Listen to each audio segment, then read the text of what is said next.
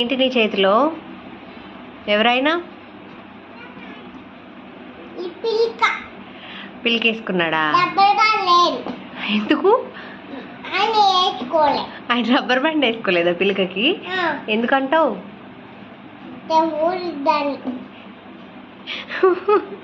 అర్థం కాలేదు అని.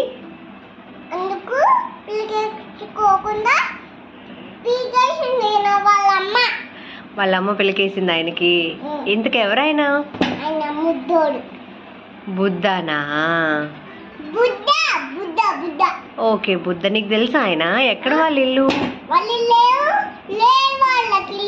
ఎందుకు? ఇదేనా?